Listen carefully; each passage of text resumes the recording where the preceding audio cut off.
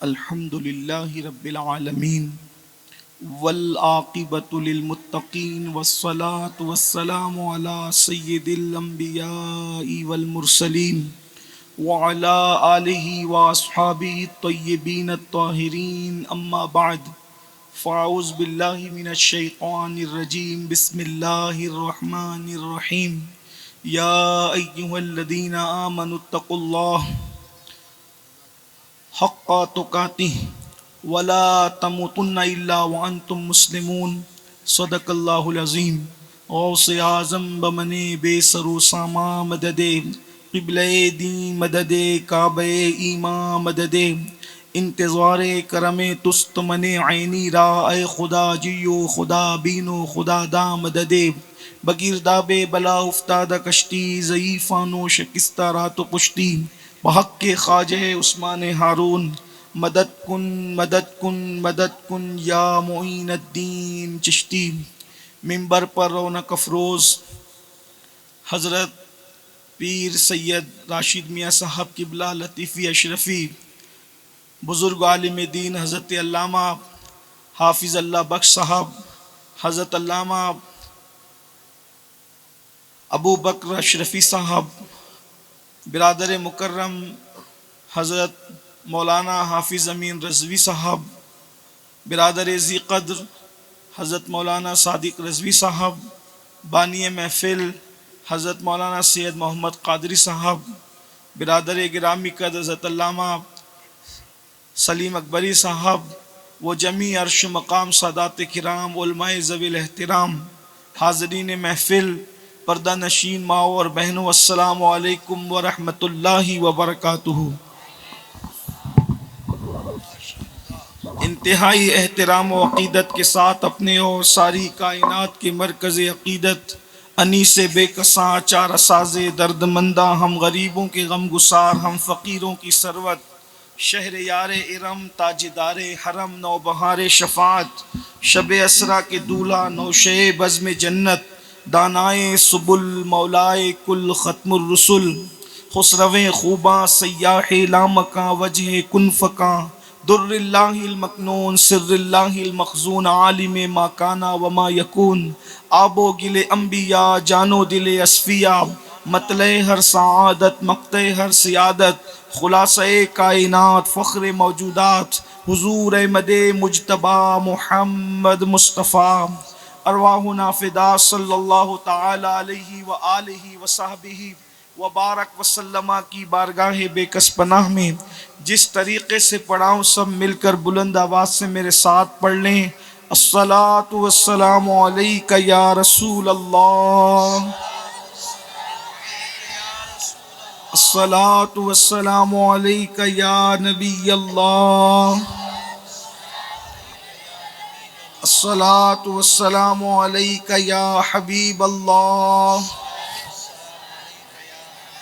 وعلی آلک واصحابک یا نور اللہ،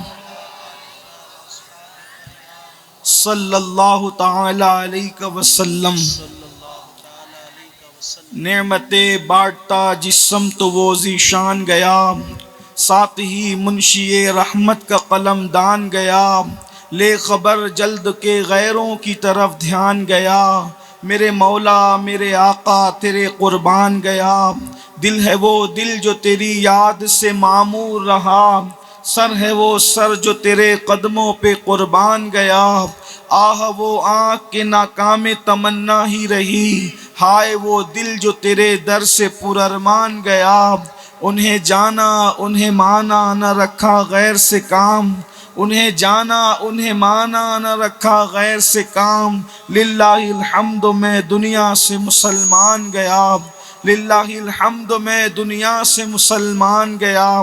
آج کی یہ محفل سواد اعظم اہل سنت و جماعت کی عالمگیر تحریک سنی دعوت اسلامی جے پور کے زیر اہتمام سالانہ اجتماع کے طور پر انعقاد پذیر ہے، اور آپ نے مجھ سے پیشتر مجھ سے بہت بڑے بڑے علماء، خطبہ اور دانشوروں کو سماعت کر لیا ہے، اور اب یہ وقت جس میں میری گفتگو ہو رہی ہے، اصل میں یہ وقت ہمارے قائد، ہمارے امیر دائی کبیر حضرت العلام مولانا محمد شاکر علی نوری صاحب قبلہ کا ہے۔ جتنے وقت میں حضور والا کی آمد ہونی ہے بس اتنے ہی وقت میں کوئی گفتگو کرنے کا شرف حاصل کرنا ہے۔ آیہ کریمہ کی جو تلاوت کی گئی ہے اللہ تبارک و تعالی اس کے متعلق مجھے حق کہنے اور آپ سب کو حق سن کر اس پر عمل کرنے اور اسے عام کرنے کی توفیق عطا فرمائے۔ اللہ کا کتنا بڑا احسان ہے، کروڑا کروڑ احسان ہے کہ اللہ رب العزت نے آپ کو اور ہم سب کو ایمان کی دولت عطا کی، اللہ نے ہمیں مومن بنایا۔ اس سے بڑا کوئی شرف دنیا میں نہ ہے نہ کبھی ہو سکتا ہے، اس لیے کہ ایمان کی دولت کا نصیب ہونا یہ بہت بڑے اعزاز کی بات ہے، بہت بڑے کرم کی بات ہے۔ یقین جانیے یہ بہت بڑا اللہ کا احسان ہے کہ اللہ نے ہمیں ایمان کی دولت عطا کی، اس لیے کہ وہ بادشاہت تو اپنے دشمنوں کو بھی دیتا ہے، وہ مال تو اپنے دشمنوں کو بھی دیتا ہے، وہ حسن تو اپنے دشمنوں کو بھی دیتا ہے، یہ اس کی تقسیم ہے۔ اس نے کبھی خوبصورتی حضرت یوسف کو بھی دی ہے مگر ظاہری خوبصورتی ابو لہب کو بھی نصیب ہوئی۔ اگر آپ تاریخ کا جائزہ لیں تو ابو لہب کو ابو لہب اس لیے کہا جاتا ہے کہ وہ اتنا خوبصورت تھا کہ اس کے چہرے کی سرخی کو دیکھ کر ایسا لگتا تھا جیسے آگ کے شرارے اٹھ رہے ہیں۔ اس کے حسن کا عالم یہ تھا۔ تو حسن وہ کبھی دوستوں کو بھی دیتا ہے، وہ کبھی دشمنوں کو بھی دیتا ہے۔ بادشاہت اگر ذوالقرنین جیسے دوست کو دیتا ہے تو نمرود جیسے دشمن کو بھی دیتا ہے۔ بادشاہت اگر وہ سلیمان جیسے محبوب کو دیتا ہے تو فرعون جیسے مردود کو بھی دیتا ہے۔ اسی پر آپ سمجھ لیں اللہ اپنی جو نعمتیں چاہتا ہے دوست اور دشمن سب کو دیتا ہے، بلکہ کبھی کبھی دشمنوں کو ظاہری دولت اتنی عطا کرتا ہے کہ اقبال جیسا کلندر بھی شکایت کرنے لگتا ہے۔ اللہ اکبر، اور یوں کہتا ہے رحمتیں ہیں تیری اغیار کے کاشانوں پر، رحمتیں ہیں تیری اغیار کے کاشانوں پر، برق گرتی ہے تو بیچارے مسلمانوں پر، مگر یاد رکھیے ہر دولت کھیت اور کھلیان دوست اور دشمن سب کو دیتا ہے، تخت اور تاج دوست اور دشمن سب کو دیتا ہے، مگر ایمان کی دولت صرف اسی کو دیتا ہے جس کو اپنا محبوب بناتا ہے، جس کو اپنا مقبول بناتا ہے۔ اور یاد رکھنا حضرت آدم کے زمانے سے لے کے آج تک جتنے مومن ہیں یقیناً سب مقدر کے بہت بلند مرتبے پر فائز ہے، مگر مومن پھر وہ مومن جو محبوب کی امت میں پیدا کیے گئے ہیں، جو حبیب کی امت میں پیدا کیے گئے ہیں۔ اس لیے کہ مسلمانوں تم جس دن اپنی عظمت کو جان لو گے تم حیران ہو جاؤ گے۔ بے دم شاہ وارسی نے کہا تھا اپنی ہستی کا گر حسن نمایاں ہو جائے آدمی اپنی انوار پہ شیدا ہو جائے۔ تمہیں اپنی عظمت نہیں پتا، تمہیں اپنا مقام نہیں پتا، تمہاری عظمت یہ ہے دیوان گانے عشق محمد کو دیکھ کر گھبرا گئی ہے گردش دورہ، کبھی کبھی گردن میں ہار ڈالے ہیں ماہ و نجوم نے، گزرا ہے ان حدوں سے مسلمان کبھی کبھی۔ دنیا تمہیں اتنا مصروف کر دینا چاہتی ہے کہ تم اپنے آپ کو پہچان نہ سکو، تم اپنی عظمت کو پہچان نہ سکو۔ کروڑوں تاج تمہارے اسلاف کے قدموں میں تھے، کہنے والے نے کہا ہے ایسے درویشوں سے ملتا ہے ہمارا شجرہ جن کے قدموں میں کئی تاج پڑے رہتے ہیں۔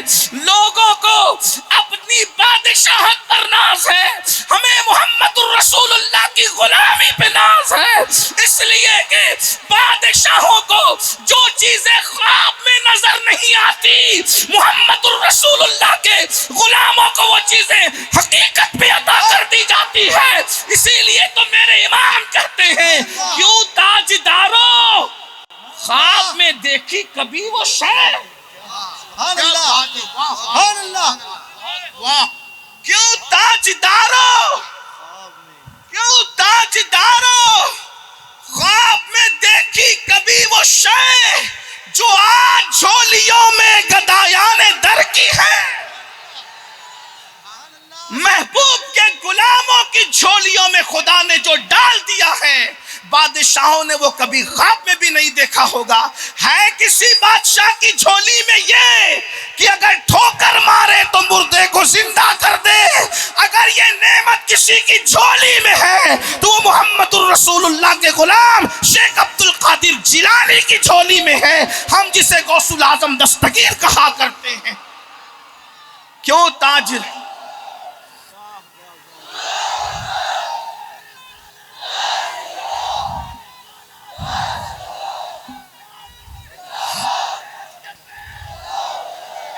کسی بادشاہ کی جھولی میں یہ کہ وہ ساگر کو گھاگر میں سمیٹنے کا شرف حاصل کرے؟ اگر یہ کسی کی جھولی میں ہے، ارے بادشاہوں کی تو بیویاں بھی بہت ساروں کی ان کی بات نہیں مانتی تھی، بیچارے تنگ تھے، سب کو منواتے تھے اور گھر میں گڑ گڑاتے تھے. اگر نام لوں گا تو آپ حیران ہو جائیں گے کہ جس کو لوگ دی گریٹ کہتے ہیں اس کی مہرانی بھی اس کی بات نہیں مانتی تھی. لیکن یہ تو نبی کے غلام کی شان ہے کہ مرید کو کہتے جا اور انا ساگر سے کہنا کہ میرے کوزے میں سمٹ آ، تو ساگر سمٹ آیا. اسی کو بریلی کے قلندر نے سمیٹ لیا. ہزاروں اس طرح کے واقعات بیان کروں تو وقت نہیں ہے، لیکن اتنا ضرور ہے، کیوں تاجداروں خواب میں کبھی دیکھی کبھی وہ شے، کیوں تاجداروں خواب میں دیکھی کبھی وہ شے جو آج جھولیوں میں گدایان آج جھولیوں میں گدایان در کیے. ارے آج جھولیوں میں اتنا ہے تو کل صدیق اکبر کی جھولی میں کتنا ہوگا، فاروق اعظم کی جھولی میں کتنا ہوگا، عثمان غنی کی جھولی میں کتنا ہوگا، مولا علی کی جھولی میں کتنا ہوگا، اور کربلا کے تاجدار امام عرش مقام امام حسین کی جھولی میں کتنا ہوگا. نعرہ تکبیر، نعرہ رسالت. کیوں تاجداروں خواب میں دیکھی کبھی وہ شاید، اور کبھی خواب میں بھی دیکھا کبھی خواب میں انسان خواب اپنی اوقات سے بڑھ کے دیکھتا ہے، لیکن محمد الرسول اللہ کے غلاموں کو جو مل گیا وہ بادشاہوں کو خواب میں بھی نظر نہیں آتا. اور دوسرے مقام پہ اس کی تشریح کرتے ہوئے خود کہتے ہیں اللہ اکبر، اور بڑے مزے میں کہتے ہیں کہ جس کی خاطر مر گئے منعم رگڑ کر ایڑیاں، ان کا منگتا پاؤں سے ٹھکرا دے وہ دنیا کا تاج. منگتا ان کا منگتا پاؤں سے ٹھکرا دے وہ دنیا کا تاج. ہمارے جلسوں میں لوگ کیا تخت و تاج کی بات لے کے بیٹھے ہیں. ہم نے کہا ان کے منگتا کی شان یہ ہے، ملے تو نہ لیں. کہتے ہیں ان کا منگتا پاؤں سے ٹھکرا دے. اچھا ٹھکرانا دو طرح کا ہوتا ہے، ایک زبان سے نہ کہہ دو تو لوگ وہ بھی کہتے ہیں کہ ٹھکرا دیا. ہاں یہ مہورتن کہتے ہیں، زبان سے کہا مجھے نہیں چاہیے تو کہا ٹھکرا دیا. لیکن جو ان کا منگتا ہوتا ہے وہ زبان سے نہیں ٹھکراتا. ٹھکرانے کا دوسرا طریقہ ہوتا ہے جو بہت بڑا ہوتا ہے، کہتے ہیں یہ لے. سبحان اللہ، سبحان اللہ. ان کے منگتوں کی شان کیا ہے؟ جو محمد الرسول اللہ کی گلی کا منگتا ہے، ان کا منگتا پاؤں سے ٹکرا دے وہ دنیا کا تاج جس کی خاطر مر گئے منعم رگڑ کر ایڑیاں. میری گفتگو نہیں ہے، میں صرف یہ کہہ رہا ہوں کہ حضور کی غلامی کتنی بڑی چیز ہے، اور اللہ نے بن مانگے وہ آپ کو نصیب فرمایا.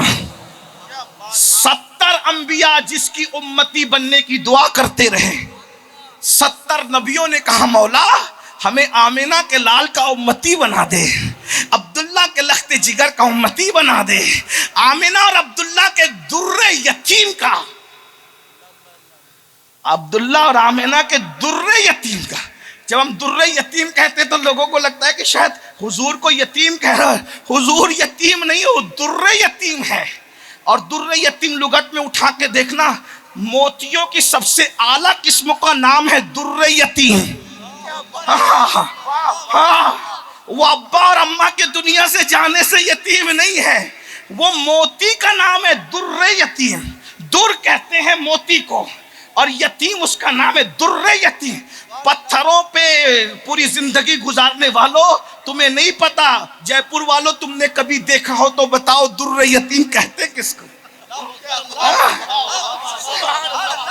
در یتیم، موتی کی اعلیٰ قسم کا نام ہے در یتیم۔ لوگ یتیم سے دھوکہ کھاتے ہیں کہ کئی والدین، ارے جو ساری کائنات کا سرپرست بنا کے بھیجا گیا ہو، باپ کا سایہ اٹھنے سے اس نے یتیم کب ہونا ہے؟ جس کے لیے خدا کہے، جس کے لیے خدا کہے وَوَجَدَكَ ضَالًّا فَہَدَىٰ وَوَجَدَكَ عَائِلًا فَأَغْنَىٰ۔ اللہ اکبر، اللہ فرمایا جب آپ اپنی محبت میں خود رفتہ پایا تو تمہیں اپنی آگوش محبت کی طرف رہنمائی کی ہے ہم نے۔ جب ہم نے آپ کو یتیم پایا تب ہم نے آپ کو اپنی آگوش رحمت کی طرف رہنمائی کی ہے۔ اس طرح کا مضمون سورۃ الضحیٰ میں آپ پڑھتے رہتے ہیں، وَالضُّحَىٰ وَاللَّيْلِ إِذَا سَجَىٰ مَا وَدَّعَكَ رَبُّكَ وَمَا قَلَىٰ وَلَلْآخِرَةُ خَيْرٌ لَكَ مِنَ الْأُولَىٰ وَلَسَوْفَ يُعْطِيكَ رَبُّكَ فَتَرْضَىٰ أَلَمْ يَجِدْكَ يَتِيمًا فَآوَىٰ وَوَجَدَكَ ضَالًّا فَهَدَىٰ وَوَجَدَكَ عَائِلًا فَأَغْنَىٰ فَأَمَّا الْيَتِيمَ فَلَا تَقْهَرْ وَأَمَّا السَّائِلَ فَلَا تَنْهَرْ۔ میں اپنے کسی اور کے وقت میں، اپنی امیر کے وقت میں گفتگو کر رہا ہوں، اگر مجھے وقت ہوتا تو میں اس پر تشریح کرتا، کچھ بات کرتا، لیکن یاد رکھنا اللہ نے تمہیں مومن بنایا، محمد الرسول اللہ کی امت کا مومن بنایا، اتنا سمجھ لیجئے۔ اب یہ لیکن مومن تو اللہ نے بنایا، بڑا کمال یہ ہے کہ دنیا سے مومن جاؤ، اس کی کوشش آپ کے ہاتھ میں دے دی۔ اگر اللہ نے مومن بنا کے بھیجا، کرتوت ایسے ہے کہ مومن نہ گئے، اللہ کی پناہ، ہزار بار اللہ کی پناہ، اور مرنے سے پہلے کافر ہو گئے تو کروڑوں نیکیاں بھی ہفت ہو جائے، برباد ہو جائے گی، اڑا دی جائے گی۔ اس کا مطلب اللہ نے ایمان بن مانگے دیا، اب اس خزانے کی حفاظت آپ کی کوشش پر موقوف کی۔ ایمان تو میں نے دیا لیکن تو نے مرنا مسلمان ہے۔ ارشاد ہوتا ہے یا ایھا الذین آمنوا اتقوا اللہ، مومن کون مرے گا؟ ایمان والو اللہ سے ڈرو، حق تقاتہ، ایسے ڈرو جیسے ڈرنے کا حق ہے، وَلَا تَمُوتُنَّ إِلَّا وَأَنْتُمْ مُسْلِمُونَ، تم نہ مرنا مگر ایمان کی حالت میں۔ یعنی یہ فکر آپ کو ہر وقت رہنی چاہیے کہ ایمان پر جاؤ گے کہ نہیں جاؤ گے۔ ایمان تو اس نے دیا۔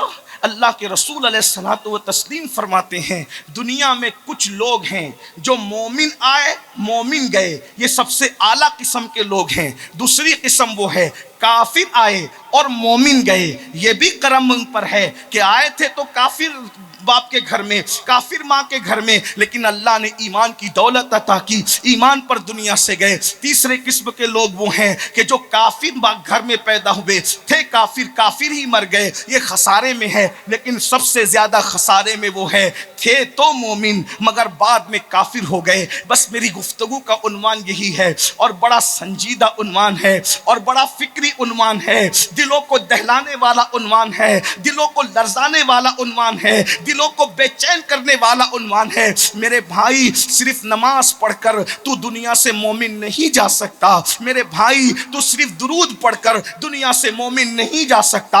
حتیٰ کہ انسان مقام ولایت پر بھی فائز ہو جائے، حتیٰ کہ کسی کو اسم اعظم بھی تعلیم کر دیا جائے تو بھی وہ بے خوف نہیں ہو سکتا، اس لیے کہ علم الہی میں کون مومن مرے گا کون کافر مرے گا اس کا علم ہمیں ہے۔ اس لیے اپنی عبادتوں پہ گھمنڈ نہ کرنا، اپنی عبادتوں پہ غرور نہ کرنا۔ بڑے بڑے ولی جس کو لوگ کہتے تھے وہ مرے تو کفر پہ مرے، یعنی ولایت کے جن کے لوگ ڈنکے بجاتے تھے، قدرت کی خفیہ تدبیر نے ان کا ایمان چھین لیا۔ وہ بے نیاز ہے، من یادہ اللہ فلا مضل لہ ومن یضللہ فلا ہادی لہ. اللہ جسے ہدایت دے اسے کوئی گمراہ نہیں کر سکتا، اللہ جسے گمراہ کرے اسے کوئی ہدایت نہیں دے سکتا. اب آپ آئیے، بس میں اپنی گفتگو کو پھیلانے سے پہلے ہی سمیٹ رہا ہوں. ایمان پر خاتمے کی فکر کرو.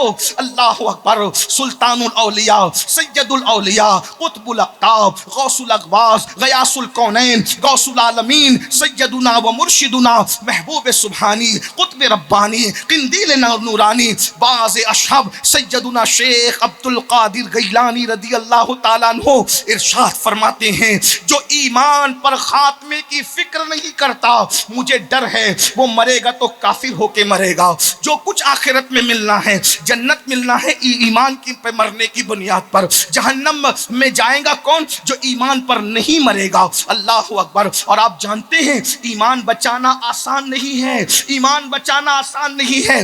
آج لوگ دعائیں کرتے مال دے دے، دولت دے دے، بچے دے دے، بیوی دے دے، یہ دے دے، وہ دے دے. ارے سب مانگو لیکن ایمان کی فکر کرو. وہ شیخ عبد القادر جیلانی غوث پاک جن کی ٹھوکروں سے مردے زندہ ہوتے تھے، وہ راتوں کو روتے تھے اے اللہ عبد القادر کا خاتمہ ایمان پر فرما. عبد القادر کا خاتمہ غور تو کیجئے جو اپنے ایمان کے لیے روتے تھے. آپ جانتے ہیں حضرت اللہ اکبر امام اعظم کے معاصرین میں سے ہے حضرت سیدنا امام سفیان ثوری رضی اللہ تعالیٰ عنہ. اب میں جلدی سے بات کر رہا ہوں، ہو سکتا ہے میں تیزی سے بولنے میں کچھ باتیں آپ کو سمجھ میں نہ آئے، لیکن ذہن پہ زور دیجئے گا، میرا سپورٹ کر دیجئے، وقت میں بہت قلت ہے. امام سفیان ثوری رضی اللہ تعالیٰ عنہ جوانی میں جو ہے وہ ان کی کمر ٹوٹ گئی تھی، ان کی کمر کی ریڑھ کی ہڈی ٹوٹ گئی تھی، تو وہ جوانی میں لاٹھی لے کر کے چلتے تھے، جوانی میں عصا لے کر کے چلتے تھے. لوگوں نے پوچھا امام جوانی میں آپ کی کمر ٹوٹنے کا کیا حادثہ ہے، جوانی میں آپ کی کمر کیسے ٹوٹ گئی؟ امام سفیان ثوری کہا کرتے تھے میرے استاد تھے جنہوں نے 50 سال تک کے آسمان نہیں دیکھا، کبھی آسمان نہیں، تقوی کا عالم دیکھیں، آسمان نہیں دیکھا کبھی. وہ مسجد میں بیٹھ کے درس حدیث دیتے تھے، بڑے بڑے علماء، بڑے بڑے اقطاب، بڑے بڑے اولیاء جس سے حدیث کا درس لیتے تھے. یعنی یہ کب کی بات ہے؟ امام بخاری کے دور سے پہلے کی بات ہے. ابھی امام بخاری کے والد بھی پیدا نہیں ہوئے ہوں گے، یہ اس دور کی بات ہے. اس لیے کہ امام سفیان ثوری رضی اللہ تعالیٰ ان لوگوں کا دور پہلی صدی کا ہے، امام بخاری کا دور تیسری صدی کا ہے. آپ اندازہ تو کریں میرے بھائیوں، ذرا غور تو کریں. امام سفیان ثوری کہتے ہیں اس نے کبھی ہمارے استاد نے آسمان نہیں دیکھا، 50 سال حدیث کا درس دیا، لیکن جب ان کے انتقال کا وقت آیا، جب ان کی موت کا وقت آیا، 50 سال تک جس نے مسجد کے باہر کبھی قدم نہیں نکالا، 50 سال تک کبھی اس کی تکبیر اولیٰ فوت نہیں ہوئی، جب موت کا وقت آیا استاد کو ہم نے روتے دیکھا. استاد کیوں رو رہے ہو؟ کہتے ہیں اس خوف سے رو رہا ہوں پتہ نہیں مومن مروں گا کہ کافر مروں گا، ایمان پر ختم ہوگا کہ نہیں ہوگا. ذرا غور کرنا میرے بھائیوں. اللہ اکبر. زنا کے اڈوں کو آباد کر کے جنت کے خواب دیکھنے والوں، راتوں کے 3-4 بجے تک موبائل کا مس یوز کر کے جنت کا خواب دیکھنے والوں، مسجدوں کو ویران کر کے جنت کا خواب دیکھنے والوں، ماں باپ کو ترسا کر، ماں باپ کو دوا کے لیے تڑپا کر، ماں باپ کو روٹی کے لیے ترسا کر، ماں باپ کی بددعائیں لے کر جنت کا خواب دیکھنے والوں، جنت اتنی آسان نہیں ہے، جنت اتنی آسان نہیں ہے. اللہ اکبر. ایمان پہ خاتمہ ہوگا تو جنت ملے گی، اور ایمان پر خاتمے کی فکر کس کو ہے؟ اللہ اکبر. کیا لوگوں کے کانوں نے یہ نہیں سنا کہ جب کوئی مرد عورت زنا کرتے ہیں تو ایمان اس سے ایسے نکل جاتا ہے جیسے کوئی کپڑے نکال لیتا ہے؟ اللہ اکبر. اندازہ تو کریں. اور چھتری کی طرح اس کے سر پہ سایہ فگن ہو جاتا ہے. فیشن کے نام پر زنا کے اڈوں کو آباد کرنے والی قوم پھر جنت کے خواب دیکھ رہی ہے، اور وہاں 50 سال جس کی تکبیر اولیٰ فوت نہیں ہوئی. اتنا بڑا اپنے زمانے کا محدث امام سفیان ثوری کا استاد کہتے ہیں موت کے آخری جس دن موت آنا تھا اس دن زندگی کے آخری دن رو رہے میرا خاتمہ ایمان پہ ہوگا کہ نہیں ہوگا. امام سفیان ثوری کہتے ہیں اللہ جس کی 50 سال تک یہ تکبیر اولیٰ فوت نہیں ہوئی اس کو اپنے ایمان پہ خاتمے کی کوئی گارنٹی نہیں ہے، میرا کیا بنے گا؟ امام سفیان ثوری پر اللہ کا خوف اتنا غالب ہوا کہ اس جملے کو سن کے کڑ کر کے ان کی ریڑھ کی ہڈی ٹوٹ گئی. اور جوانی میں امام سفیان ثوری رضی اللہ تعالیٰ جو ہے وہ لاٹھی لے کر، یعنی اللہ کے خوف کی وجہ سے ان کی ریڑھ کی ہڈی ٹوٹی کہ جب میرے استاد کو ایمان پر خاتمے کی کوئی گارنٹی نہیں ہے تو میرا کیا بنے گا. یہ حضرت امام بہت بڑے امام فقہ کے اپنی کتاب مدخل میں نقل کرتے ہیں کہ جب کوئی انسان دنیا سے جاتا ہے، پوری زندگی ایمان بچا بچا کے رکھا، بہت بچایا ایمان، بہت بچایا، جب موت کا وقت آتا ہے صاحب مدخل لکھتے ہیں کہ شیطان اس کی ماں اور اس کے باپ کی شکل بنا کر آتا ہے، کیونکہ اللہ نے شیطان کو یہ اختیار دیا کہ وہ جس کی چاہے شکل بنا لے، بس ایک شکل میں شیطان نہیں آ سکتا، وہ شکل ہے شکل مصطفیٰ جان رحمت. حتیٰ کہ خواب میں بھی شیطان مصطفیٰ جان رحمت کی شکل میں نہیں آ سکتا. کدھر ہے وہ لوگ جو مصطفیٰ جان رحمت کی طرح ہونے کا دعویٰ کرتے ہیں؟ ارے وہ شیطان جو سب کی شکل بنا لے، وہ کیا شکل بے مثال ہے کہ شیطان ہزار اختیارات کے باوجود شکل مصطفیٰ خواب میں بھی نہیں بنا سکتا. اس شکل مصطفیٰ کی بے مثلیت کا عالم کیا ہوگا؟ وہ کمال حسن حضور ہے کہ گمان نقص جہاں نہیں، یہی پھول خار سے دور ہے، یہی شمع ہے کہ دھواں نہیں. لم یاتی نظیر کا فی نظر مثلے تو نہ شد پیدا جانا، جگ راج کو تاج تورے سر سوہے ہے تجھ کو شہد و سرا جانا. لک پتر فی الوجہ الاجمل خط حال معذلف ابر اجل، تورے چندن چندر پرو کنڈل رحمت کی بھرن برسا جانا. اس شکل کو شیطان بھی اپنی شکل، وہ اس شکل میں شیطان کبھی، کیا بے مثلیت ہے ہمارے آقا کی. صاحب مدخل لکھتے ہیں شیطان ماں کی شکل باپ کی شکل بنا کے ایک کو ادھر بٹھاتا ہے ایک کو ادھر بٹھاتا ہے، اور ماں باپ کی شکل میں آ کے کہتا ہے عیسائی ہو جا، کرسچن عیسائی ہو جا کیونکہ فلاں بندہ عیسائی ہو کے مرا تو بہت آرام میں ہے. یہودی ہو جا کیونکہ فلاں بندہ یہودی رہ کر کے مرا تو بہت آرام میں ہے. اب بتائیے، ایک طرف موت کی تکلیف ہے، ایک طرف موت کی شدت ہے، اور ماں کی شکل میں اور باپ کی شکل میں شیطان آ کر کے اس کو ورگلا رہا ہے. کیسی کٹھن گھڑی ہوتی ہوگی. آسان ہے ایمان پہ مرنا؟ بچوں کا کھیل ہے ایمان پہ مرنا؟ نہیں میرے بھائی، اگر ایمان پہ مرنا آسان ہوتا تو غوث پاک جیسے لوگ ایمان پر خاتمے کی فکر کرتے. اتنا آسان؟ ہم نے تو بس دین کو کھیل بنایا. میں جلدی سے پڑھوں. کچھ لوگ ہیں دنیا میں، ڈر ہے کہ مریں گے تو کافر ہو کے مریں. نمبر 1، نماز میں سستی کرنے والے، ڈر ہے، خوف ہے کہ اگر مریں گے تو کافر ہو کے مریں. نمبر 2، سنت رسول کو جان بوجھ کے ترک کرنے والے اور سنت کے مخالفت میں بدعت کو رواج دینے والے. کتنی بدعت ہے تمہارے معاشرے میں میرے بھائی. میں کوئی غصے میں نہیں کہہ رہا ہوں، میرا انداز ہی ایسا ہے، مجھے معاف کریں. ویسے آپ مجھے پہچانتے ہیں کہ میں غصے میں نہیں کہہ رہا ہوں، لیکن یہ آپ سے پوچھتا ہوں کتنی بدعت ہے. شادی کے موقع پہ ڈی جے بجانا. بھائی جو چیز سنت کی مخالفت میں آئے گی وہی بدعت ہوگی. بدعت کی اس سے جامع تعریف شاید ہم نہیں کر سکتے کہ بدعت کہتے اس کو ہیں جو سنت کو مٹانے کے لیے ایجاد کی جائے، تاکہ 1857 کے بعد کے آنے والے مولویوں کو بھی ہوش آئے کہ ہر چیز پہ بدعت کی رٹ نہ لگایا کرو.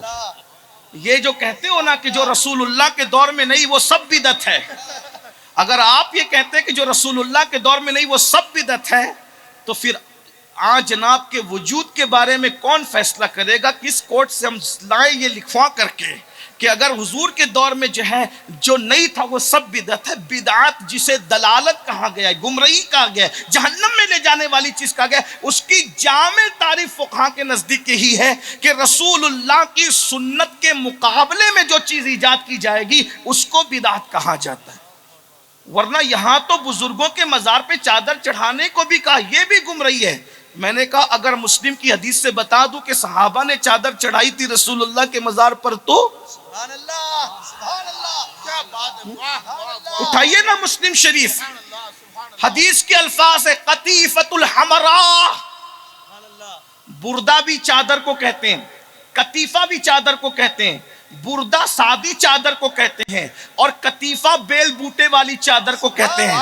صحابہ کہتے ہیں نبی کے مزار پر بردہ نہیں چڑھائی گئی، نبی کے مزار پر قطیفہ چڑھائی گئی، یعنی جس چادر پر بیل بوٹے بنے تھے ہمارا سرخ رنگ کی چڑھائی، سبحان اللہ، سرخ رنگ کی چڑھائی گئی۔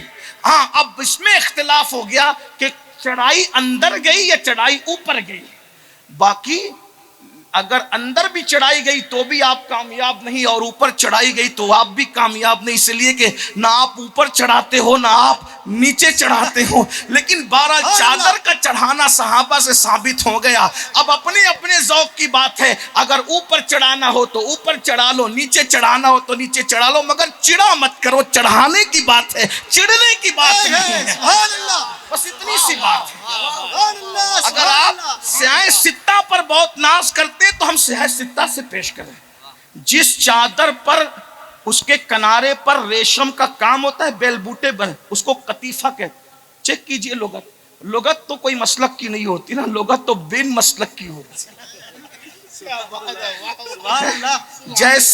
جیسے مصدر مذکر مؤنث نہیں ہوتا، ویسے لغت بھی جو ہے ہاں وہ کسی مسلک سے اس کا تعلق نہیں ہوتا۔ لیکن بہرحال بات ہے، لیکن میری گزارش اتنی ہے، لوگوں نے چادر چڑھانے کو بھی بدعت کہہ دیا، لوگوں نے نبی کا میلاد منانے کو بھی بدعت کہہ دیا کہ یہ بھی جہنم میں لے جائے گا۔ میں نے کہا ارے جہنم سے بچانے کی چیز ہے میلاد۔ سبحان اللہ، سبحان اللہ، اتنے بڑے گنڈے پر عذاب کم ہو جاتا ہے صرف پیر کے دن، سبحان اللہ، جمعہ کو کم نہیں ہوتا، پیر کو کم ہوتا ہے، جبکہ جمعہ سید الایام ہے۔ سبحان اللہ، لیکن پیر کو کیوں تخفیف ہوتی ہے؟ تو کہا کہ میں نے محمد الرسول اللہ تو میں کہہ رہا ہوں، لیکن اس نے کہا تھا میں نے محمد ابن عبداللہ کی خوشی میں کنیز کو کہا تھا جا تو آزاد ہے، یہ جا تو آزاد ہے، تو اسی انگلی سے چوسنے کو ملتا ہے پانی اور عذاب میں تخفیف ہو جاتی۔ سبحان اللہ، جو سرٹیفائی کافر ہو، سند یافتہ کافر ہو،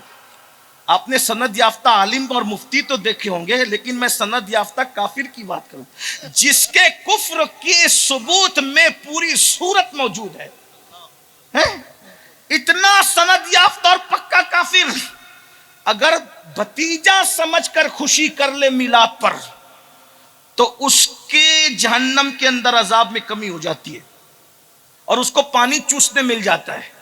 یار لوگ کہتے ہیں کہ یہ تو خواب کی بات ہے، میں نے کہا خواب کی بات ہے تو سورہ یوسف کون سی حقیقت کی بات ہے؟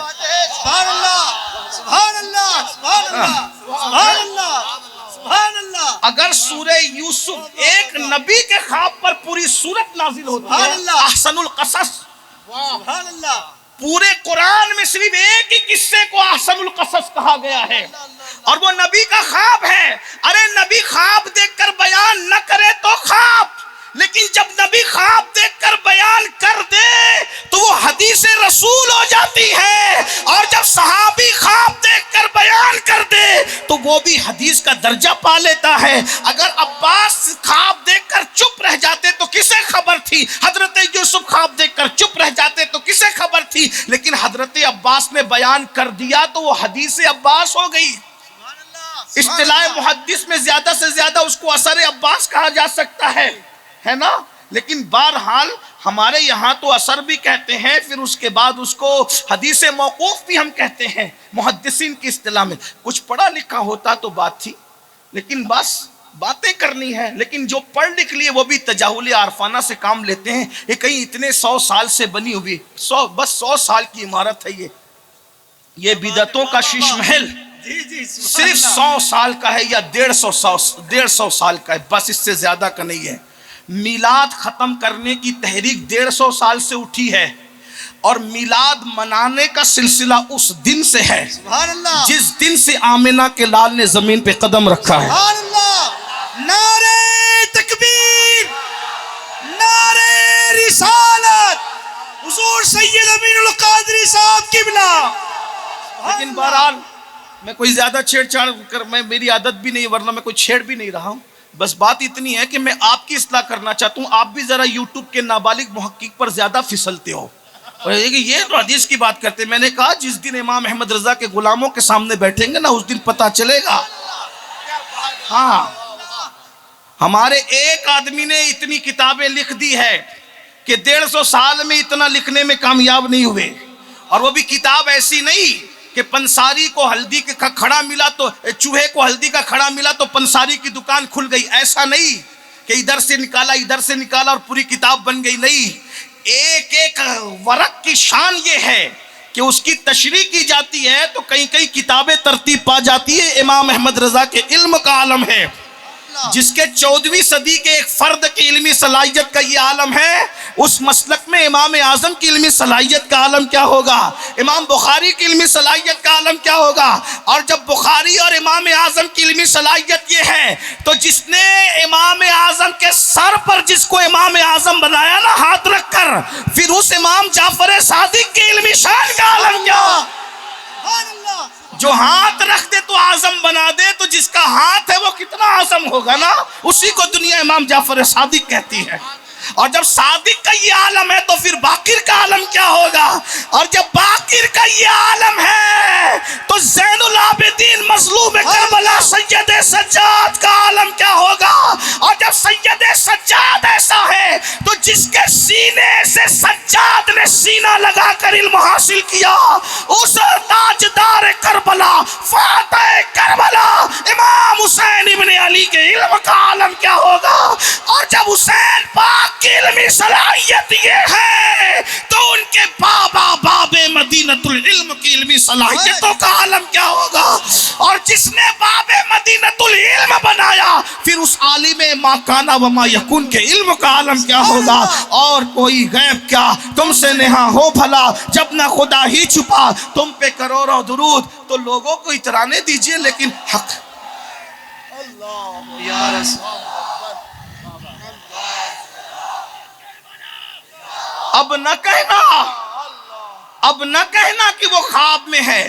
حضرت عباس نے بیان کیا تو وہ حدیث ہے، لیکن چلے میں حدیث کہہ رہا ہوں تو بخاری کی کتاب خوابوں کی کتاب ہے یا حدیث کی کتاب ہے؟ میں تو آج کہہ رہا ہوں نا، اگر اس کو خواب کہہ کر کے ٹھکرانا چاہتے ہو تو پھر ماننا پڑے گا کہ اصح الکتب بعد کتاب اللہ کی پھر حیثیت تم کیا کر رہے ہو. تم تو زیادہ ٹھیکیدار بنتے، جانشین بنتے ہو نا امام بخاری کے. الحمدللہ.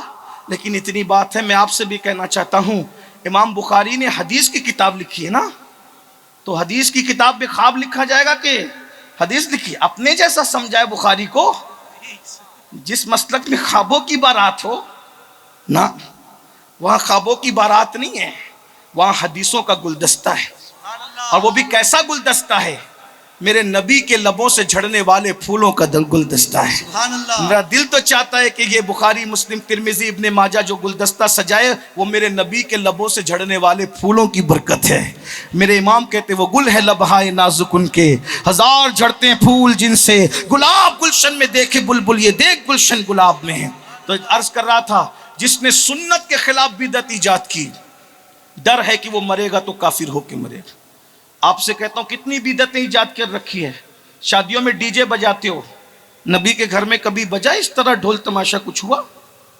بلکہ تم میری قوم، میں تمہیں کیا نام دوں، میں تو بہت نرم طبیعت کا آدمی ہوں، لیکن بے غیرتی کی حد نہیں ہے.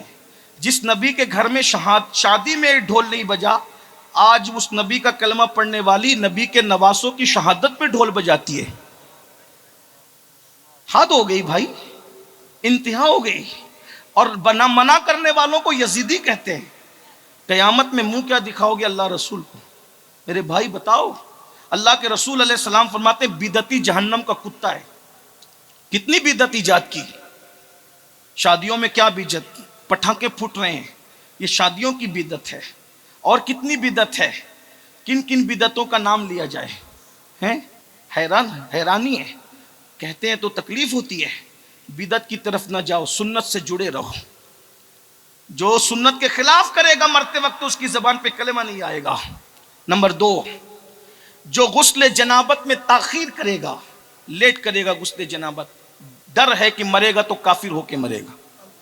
3 دن ایسے ہی گھومتے ہو، 2 دن ایسے ہی گھومتے ہو، دن بھر ایسے ہی گھومتے ہو۔ غسل جنابت میں تاخیر کر، غسل جنابت میں تاخیر کرنا۔ میرے مولا مشکل کشا کرم اللہ وجہ الکریم فرماتے ہیں، حیا کے پردے میں ان کا فرمان بیان کرو، کہتے ہیں میں نے کبھی رات کے ابتدائی حصے میں جنابت نہیں کی، ہمیشہ میں رات کے آخری حصے میں جنابت کرتا رہا کہ ادھر جنابت کا غسل فرض ہو اور ادھر میں غسل کروں، اس لیے کہ میں ایک لمحہ بھی حالت جنابت میں رہنا نہیں چاہتا۔ کیا ہو گیا؟ ایمان پہ خاتمے کی فکر کرو۔ کسی کا دل توڑنے والا، کسی کا دل توڑنے والا مرے گا تو ڈر ہے کہ کافر ہو کے مرے۔ بس اس پہ میں اپنی بات ختم کر رہا ہوں، قبلہ قائد محترم کی آمد کا وقت قریب ہے۔ ایک واقعہ سن لیجیے۔ اس واقعے کے راوی ہے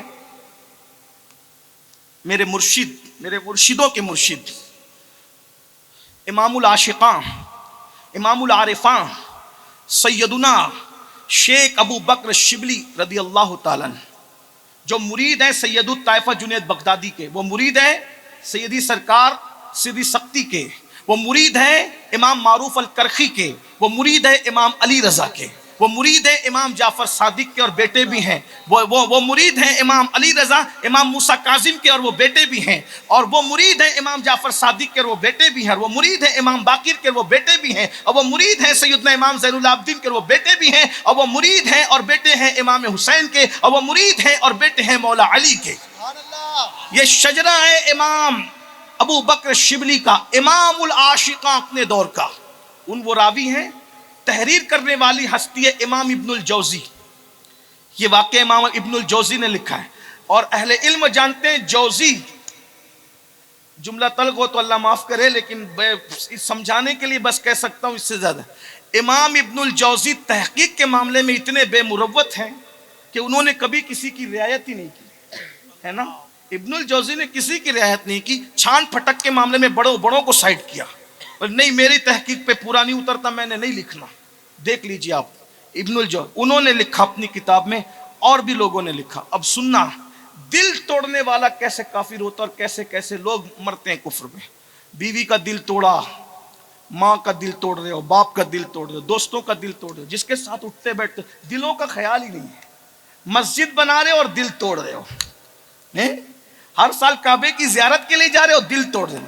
عارف رومی نے کہا تھا کعبے سے افضل تو مومن کا دل ہے، کیونکہ کعبہ خلیل نے بنایا ہے، دل رب جلیل نے بنایا ہے۔ کعبے کے ارد گرد مخلوق طواف کرتی ہے، اور مومن کے دل میں انوار الہی کا نزول ہوتا ہے۔ ذرا غور تو کیجئے نا، آج دلوں کا خیال کس کو ہے؟ برادری کے نام پہ دل ٹوٹ رہے ہیں، مدرسوں کے نام پہ دل ٹوٹ رہے ہیں، تنظیموں کے نام پہ دل ٹوٹ رہے ہیں، ٹوپیوں کے نام پہ دل ٹوٹ رہے ہیں، جلسوں کے نام، کسی کو کسی کے دل کا خیال بھی ہے؟ یہ بھی عقیدہ ہے کہ یار دلوں میں رہتا ہے، پھر اس کے بعد دل توڑنا کیا معنی رکھتا ہے؟ یہ نہیں پڑھتے تو دل میں تو آتا ہے، سمجھ میں نہیں آتا، میں جان گیا بس تیری پہچان یہی ہے۔ تو جلدی بات پوری کروں۔ شیخ اندلس بہت بڑے محدث تھے، شیخ ابو بکر شبلی کے زمانے میں اتنا بڑا محدث کہ بغداد میں اس زمانے میں ان سے بڑا محدث مشہور نہیں ہوا۔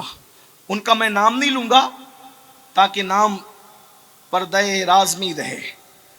ان کو شیخ اندلس کے نام سے جانا گیا، بلکہ شیخ اندلس میں نے کوشش کی کہ ان کا اصل نام چھپانے کے لیے، کیونکہ وہ شیخ اندلس کے نام سے بھی ان کا لقب تھا، جانے جاتے تھے۔ انہوں نے ارادہ کیا ہم حج کو جائیں گے، دھیان سے سننا، انہوں نے ارادہ کیا حج کو جائیں۔ تو شیخ ابو بکر شبلی اور جنید بغدادی جیسے بزرگوں نے کہا کہ چلو بھائی جب حج ہی کو جانا ہے تو شیخ اندلس کے ساتھ چلتے ہیں حج کے لیے، یعنی جس کے ساتھ سید الطائفہ جیسے لوگ حج کو جائیں، کیا وہ آدمی رہا ہوگا؟ اور سید الطائفہ کوئی معمولی آدمی نہیں ہے۔ یہ جو ولیوں کے بارے میں اور پیروں کے بارے میں آپ کا دماغ ہے نا کہ وہ پڑھے لکھے نہیں ہوتے، آپ کو پتا ہونا چاہیے جنید بغدادی وہ عالم دین ہے، عالم ربانی۔ 7 سال کی عمر میں مکے میں کئی 100 علماء جمع تھے۔ ایک سوال آیا، کوئی جواب نہیں دے سکا، بڑے بڑے محدث علماء جواب نہیں دے سکے۔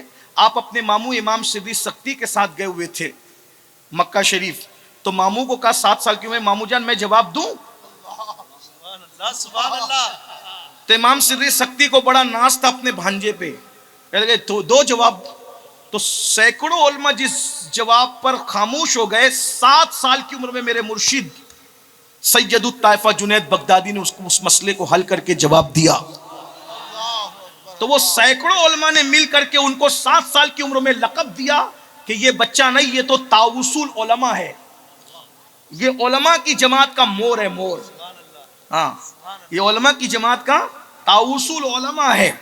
جس طریقے سے مور پرندوں میں منفرد ہے، کسی پرندے کو ایک رنگ دیا، کسی پرندے کو 2 رنگ دیا، اور مور کو رنگا رنگ کر دیا. تو طاووس العلماء کا لقب ملا کس کو؟ امام جنید بغدادی کو. یہ تو آج کل آپ نے گڑھ لیا ہے نا کہ جو قبرستانوں میں چلم پیتے ہیں وہ ولی ہے، جن کو یزید اور یجید میں فرق نہیں ہے تم ان کو ولی کہتے ہو. معیار کتنا گھٹ گیا، کہاں سید الطائفہ، کہاں امام ابو بکر شبلی. معیار کتنا گھٹ گیا، کہاں معین الدین غریب نواز.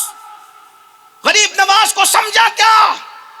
ساگر کو گھاگھر میں صرف سمیٹنے والا نہیں، جو 10 سال سے زیادہ مسجد نبوی کے اندر سارے محدثوں کا سردار رہا ہو، اسے سرکار غریب نواز کہا جاتا ہے. نعرہ تکبیر، نعرہ رسالت، خواجہ مصطفیٰ جو مدینہ منورہ کے محدثوں پر ایسی فوقیت رکھتا تھا. اللہ کرے جملہ میرے مرشد غریب نواز کی بارگاہ میں مقبول ہو تو مجھ پہ نظر ہو جائے. غریب نواز محدثین مدینہ پہ وہ فضیلت رکھتے تھے جیسے ساری خوشبوؤں کو کافور ڈھانپ لیتا ہے، ویسے غریب نواز نے اپنی علمی صلاحیت سے اس زمانے کے محدثوں کو ڈھانپ لیا تھا. یہ سرکار غریب نواز کا علم حدیث ہے. یہ آپ اور بات ہے کہ آج معیار گھٹ گیا. جو انگلیوں کے اندر انگوٹھیاں پہن کے گھوم رہے ہیں، آج آپ ان کو پہنچے ہوئے کہہ دیا آپ کا معیار ہے. نظام الدین اولیاء شیخ الاسلام کہلائے، فرید الدین شیخ الاسلام کہلائے. ارے کچھ کہیں نہیں جاتے، اپنے شہر کو دیکھ لیتے جسے دنیا قطب الاقطاب خلیفہ فخر ملت والدین حضرت مولانا خواجہ ضیاء الدین چشتی نظامی کے نام سے جانتی ہے. جانتے وہ کون ہستی ہے؟ ان کے علم حدیث کی بنیاد پہ ان کو مولانا کہا گیا. آج تو ہر داڑھی رکھنے والا مولانا، یہ اس زمانے میں مولانا کہے گئے. جس زمانے میں جلدی سے درسی کتب پڑھنے پڑھانے والوں کو بھی کوئی مولانا کہنے کے لیے تیار نہیں. میرے بھائی ابھی 70 سال تک کے مولوی ہی کہا جاتا تھا زیادہ تر لوگوں کو، یعنی مولانا بھی نہیں کہا جاتا. یہاں تو ہر خطیب علامہ ہے. اللہ رحم کرے، اللہ کی پناہ. ہاں کچھ کہوں تو کہاں نہیں جاتا، چپ رہوں تو معاف کر دیجئے گا. میں بات کر دی، یعنی آپ مولانا ضیاء الدین جب کہتے تو یہ مت سمجھنا کہ امین القادری بھی مولانا کہتا ہے، ضیاء الدین صاحب بھی مولانا. یہ زمین اور آسمان سے بڑا فرق ہے بھائی، تحت الثری اور عرش سے بڑا فرق ہے. ہاں کتنا فرق ہے بتاؤں. مولانا اس کو کہا ولیوں نے جو صرف کتاب پڑھنا نہیں جانتا بلکہ لوح محفوظ کی تحریر پڑھنا جانتا.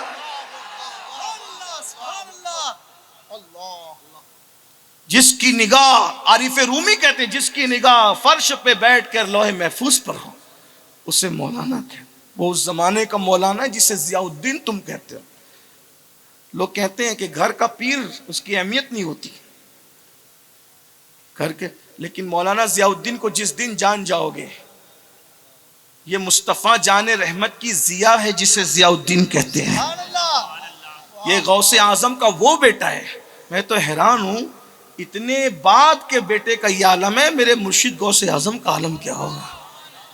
بہرحال میرا عنوان وہ بھی نہیں، میں عرض کر رہا تھا کہ سید الطائفہ جنید بغدادی جس کے ساتھ حج کو جانا چاہیں، امام ابو بکر شبلی، امام العاشقاں، جس کے عشق کا عالم یہ تھا شیخ ابو بکر شبلی، کہ جس کو دیکھ لیتے تھے توجہ کے ساتھ اس کو عاشق بنا دیتے.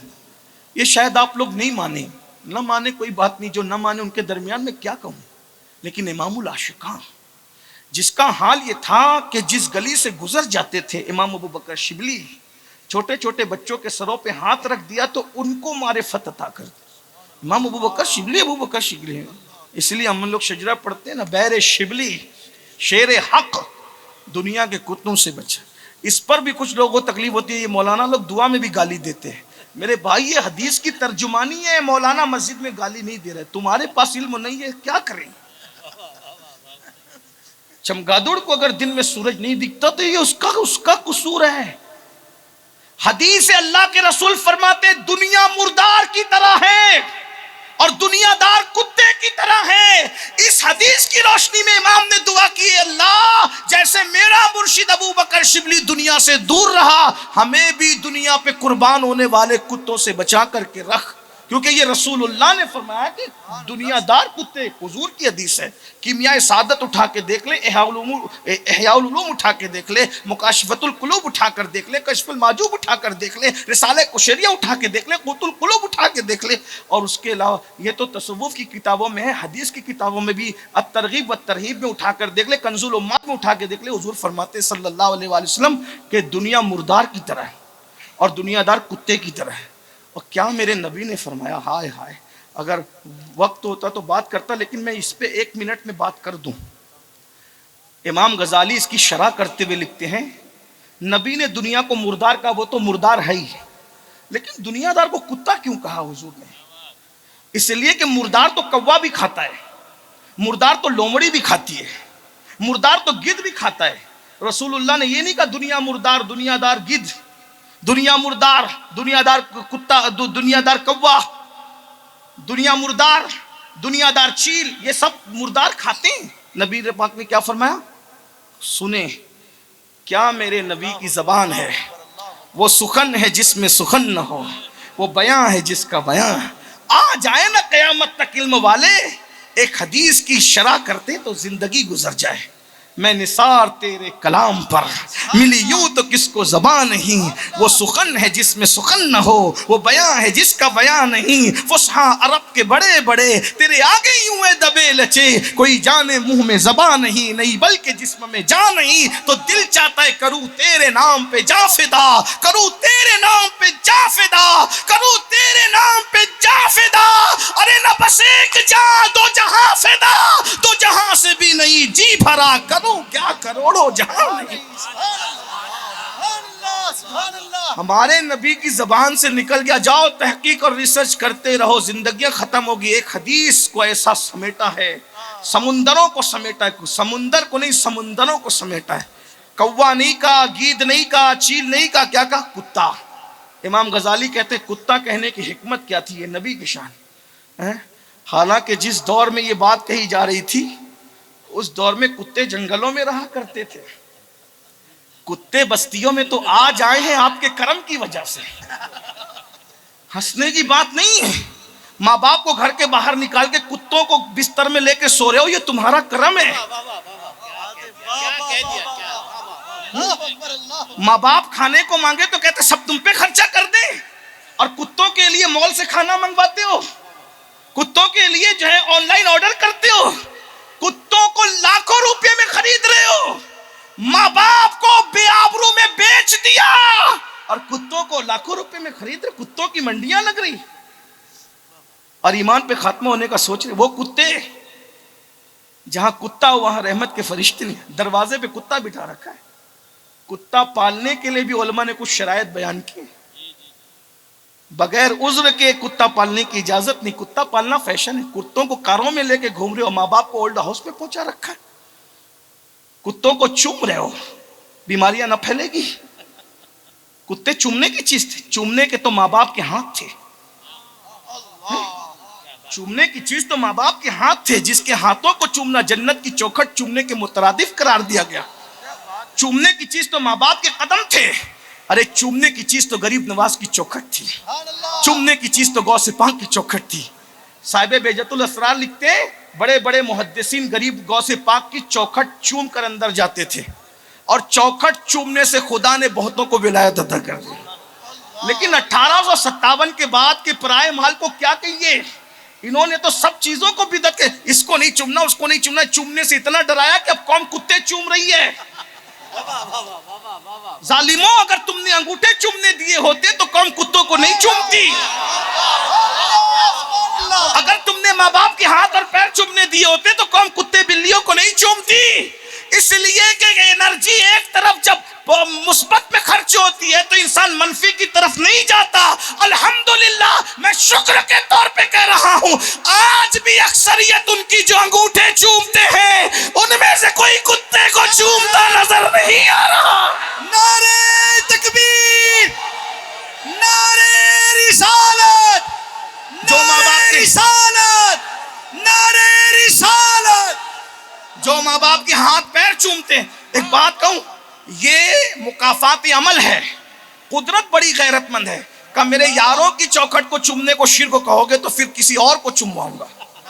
ہاں من یہدہ اللہ فلا مضل لہ ومن یضلل فلا ہادی لہ. قدرت بہت باغیرت ہے. قدرت بہت باغیرت ہے. قدرت کی غیرت بہت ہے. وہ بہت غیور ہے. اس کے یاروں سے رخ پھیرو گے تو کدھر جاؤ گے؟ جو تیرے در سے یار پھرتے ہیں در بدر یوں ہی خار پھرتے. کربلا میں بیٹھنے والوں یہ نہیں کہنا کہ سید لوگوں کو گالی دے گا. نہیں، میں کسی کو گالی نہیں. جو چومنے سے منع کرتے ہیں میرا اختلاف ان سے ہے. اب چیک کرو کون کرتے ہیں، وہ جانے آپ جانے، لیکن اتنا ضرور ہم تو انگوٹھے چوم اور خوش ہیں. وجہ اس لیے کہ یہ سنت صدیق ہے اور نبی نے انگوٹھا چومنے پہ مسکرایا ہے. پہلی بار صدیق اکبر نے، سب سے پہلے انگوٹھا چومنے والے صدیق اکبر ہیں. امت کا سب سے بڑا عاشق، افضل البشر بعد الانبیاء بالتحقیق. لوگ کہتے ہیں کس کتاب میں لکھا؟ میں نے کہا ابو بکر صدیق نے کون سی کتاب میں پڑھا تھا؟ کچھ چیزیں ایسی ہیں جو صرف کتاب محبت میں ہوتی ہے، وہ کاغذ کی کتابوں میں نہیں ہوتی. جب عشق سکھاتا ہے آداب خود آگاہی، کھلتے ہیں غلاموں پر اسرار شہنشاہی. عشق عشق ہے، عشق کر کے تو دیکھو. تو بہرحال صدیق نے انگوٹھا چوما، حضور نے مسکرایا. پتا چلا جو انگوٹھا چومتا ہے، ہماری عقیدتیں کہتی ہے کہ آج بھی حضور مسکراتے ہیں. چوم لیا کرو نا بھائی. جو اس دن میں لوگ کتا چومنے نہیں شرماتے، اس دنوں میں اگر آپ انگوٹھے چوم رہے ہو وہ بھی محبوب کے نام پہ، لب پہ آ جاتا ہے جب نام جناب، منہ میں گھل جاتا ہے شہد نایاب، وجد میں ہو کہ ہم اے جاں بےتاب اپنے لب چوم لیا کرتے ہیں. بہرحال حضور نے مسکرایا. پھر اذان ختم ہو گئی تو لوگوں سے پوچھا دیکھا میرے یار نے کیا کیا؟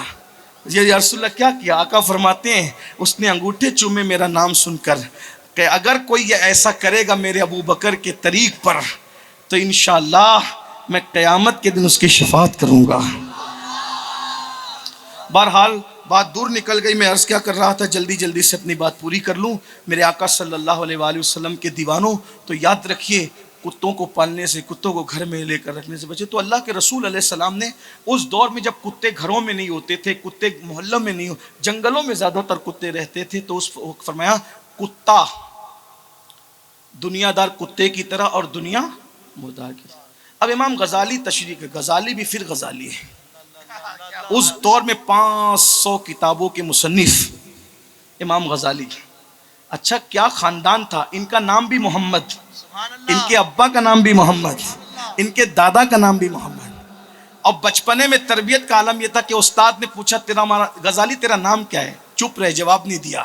ڈانٹا تو کیا سبق پڑھے گا، تجھے اپنا نام ہی یاد نہیں. اٹھ کر گئے، وضو کر کے آئے، یا دوسرے دن گئے استاد میرا نام محمد ہے، میرے ابا کا نام محمد ہے، میرے دادا کا نام بھی محمد ہے. اور پہلے کیوں جواب نہیں دیا؟ ماں نے مجھے بچپنے سے سکھایا نا، پہلے دن سے، کہ آقا کا نام محمد بے وضو نہ لیا کرنا. تو ایسے لوگ ادب والوں کو علم آتا ہے. امام غزالی لکھتے ہیں کہ نبی نے کوا نہیں کہا، گدھ نہیں کہا، اور بھی نام نہیں لیے، کتا کیوں کہا؟ تو کہا کوے کو جس دن مردار ملتا ہے کائیں کائیں کر کے پوری برادری کو بلاتا ہے اور سب کے ساتھ مل کے کھاتا ہے. گدھ کو جب ملتا ہے پوری برادری کے ساتھ کھاتے ہیں گدھ. لیکن ایک بات ہے، کوا گوشت کھاتا ہے اور سب چھوڑ کے بھاگ جاتا ہے نا. لومڑی گوشت کھاتی ہے، سب چھوڑ کے بھاگ جاتا. دوسرے کھائیں تو وہ احتجاج نہیں کرتی.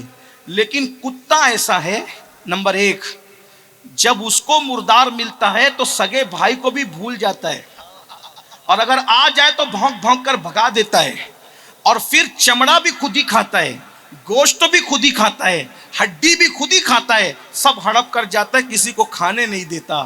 حضور فرماتے ہیں دنیا دار بھی ایسے ہی ہوتے ہیں جن کے دل میں دنیا کی محبت پیدا ہوتی ہے، پھر وہ رشتوں کو بھول جاتے ہیں، نہیں دیکھتے آج سگے بھائی پہ جادو ہو رہا ہے دنیا کی محبت کی وجہ سے، سگے بھائی سے بات بند ہے دنیا کی محبت کی وجہ سے۔ تو بہرحال امام ابو بکر شبلی، بیر شبلی، شیر حق، دنیا کے کتوں سے بچا، ایک کا رکھ عبد واحد بے ریا کے واسطے۔ تو امام ابو بکر شبلی اور حضرت سیدنا سید الطائفہ جنید بغدادی جیسے لوگ حج کو جانا ہے تو کہیں گے شیخ اندلس کے ساتھ حج کو چلتے ہیں، چلو شیخ اندلس حج کو چلے۔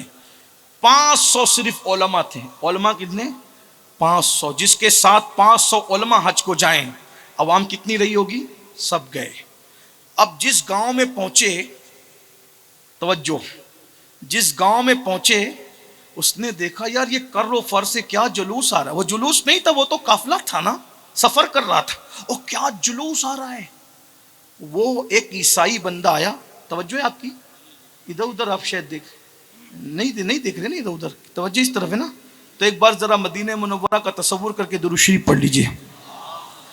رب صلی وسلم دائما ابدا علی حبیبک خیر الخلق کلہم، صلاۃ و سلام علیک یا جد الحسن والحسین وعلی آلک و اصحابک یا جد الغوث الثقلین۔ توجہ ہے میری طرف، تو اتنا بڑا قافلہ آ رہا ہے اور زرق برق خوبصورت لباس میں عصا لے کر کوئی خوبصورت آدمی نورانی چہرے والا آگے چل رہا ہے۔ اب کیا ہوا؟ توجہ، ایک عیسائی بندہ آیا اور آ کر شیخ اندلس سے لپٹ گیا۔ ایک عیسائی آیا، توجہ بہت نازک سی بات ہے، لپٹ گیا اور لپٹا اور کہا اور تیرا چہرہ کتنا نورانی اور حسین ہے، تو جس مذہب سے وابستہ ہے مجھے بھی کلمہ پڑھا کے اس مذہب میں شامل کر لے۔ اب جس کے پیچھے 500 علماء کا قافلہ ہو اور پھر اس کے بعد یہ کر و فر، یہ تو نہیں کہتا کہ وہ مغرور ہو گئے، لیکن اتنا ہی کہ خدا جب حسن دیتا ہے نزاکت آئی جاتی ہے۔ اس عیسائی کو کھینچا اور کھینچ کے کہا چل ہٹ کافر۔ کیا کہا؟ چل ہٹ کافر۔ وہ ادھر گرا، اٹھا، اس کا سینہ اللہ نے کھول دیا تھا، وہ گیا اور کسی اللہ والے کے ہاتھ پہ مسلمان ہوا، اور اسی وقت اللہ نے اس کو مقام ولایت پر پہنچا دیا۔ لیکن دل توڑا تھا کسی کا، بس کسی کا دل توڑا تھا، اور وہ بھی اس کا جو مسلمان ہونے آیا تھا۔ چل ہٹ کافر۔ بس قدرت نے ان کو ان کے حوالے کر دیا۔ جس کی نگاہیں حیا سے ہمیشہ جھکی رہتی تھی، یاد رکھنا اگر گناہ سے بچتے ہو نا تو اپنی دڑ ہوشیاری نہیں ہے، یہ اللہ کا کرم ہے۔ قدرت بچائے تو بچتے ہیں، ورنہ اپنی اوقات کیا کہ ہم گناہ سے بچ سکے؟ کبھی نہیں۔ کیا ہوا؟ پھر قدرت نے ان کو ان کے حوالے کر دیا، اور جب قدرت نے ان کو ان کے حوالے کیا تو پتہ ہے کیا ہوا؟ پھر بھی خلوص تھا نا، خلوص تھا، علم والے تھے، واقعی علم والے تھے۔ سوچا کہ یہ سب حاجی لوگ، کچھ لوگوں کے لیے پانی تو لانا پڑے گا، مشکیزہ اٹھایا اور پانی بھرنے کے لیے کسی دریا کی تلاش میں نکلے تو دیکھا ایک بہت بڑا چشمہ ہے، بڑا چشمہ۔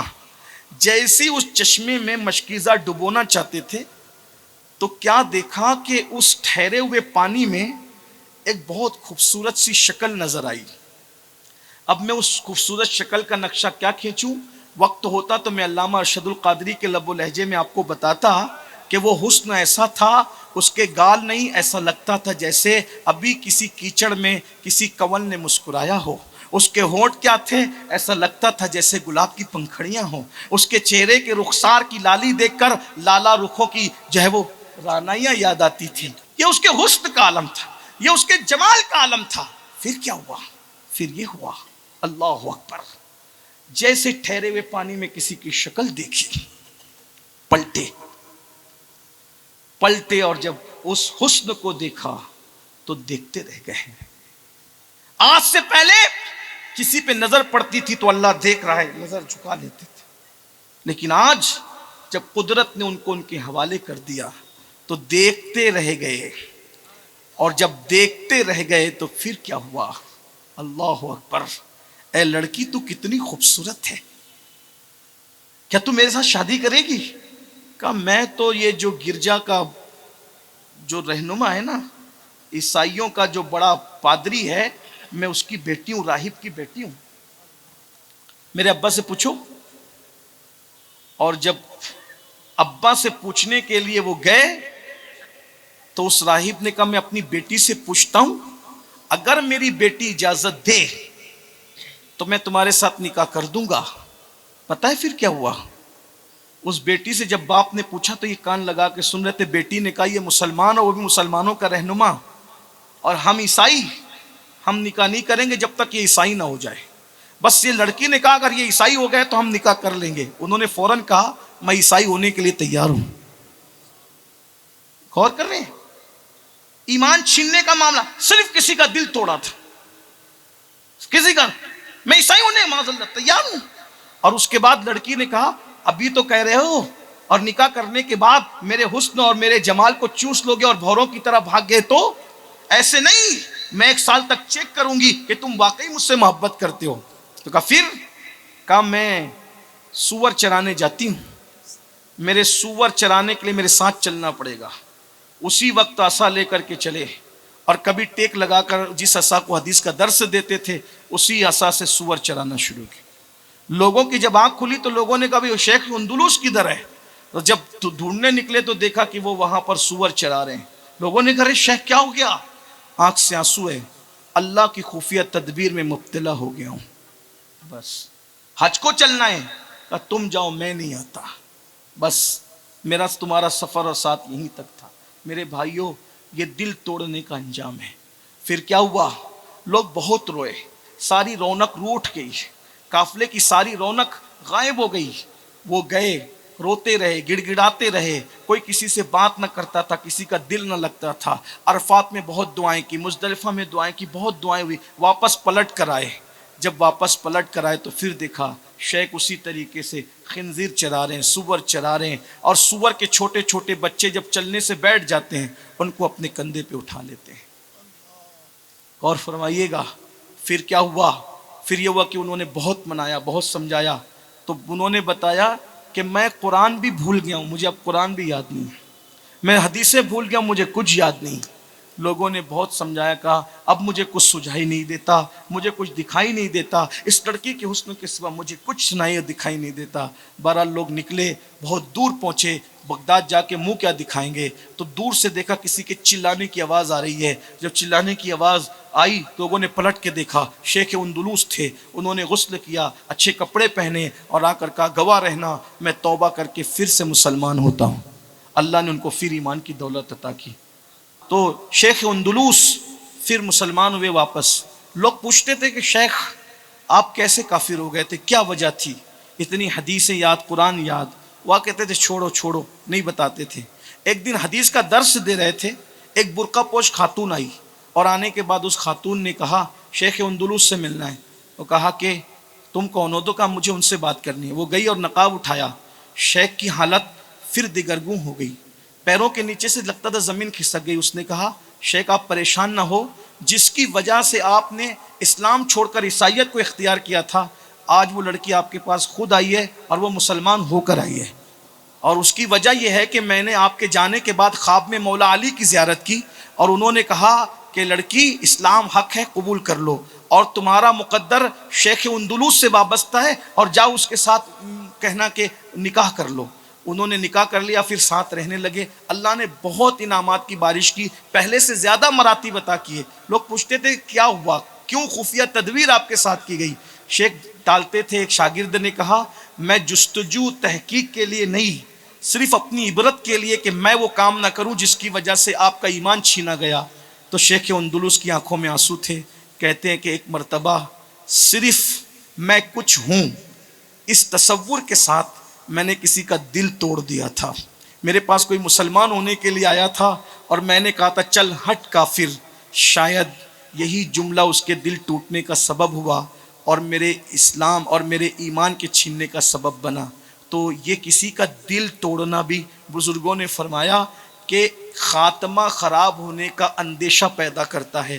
میرے بھائیوں جن جن چیزوں سے متعلق آپ نے سنا، غسل جنابت میں عجلت کریں، کسی کا دل نہ توڑیں، والدین کے ساتھ وفا کریں، اسی طریقے سے جو ہے وہ نمازوں کی پابندی کریں. اللہ تعالی ہم سب کو توفیق بخشے.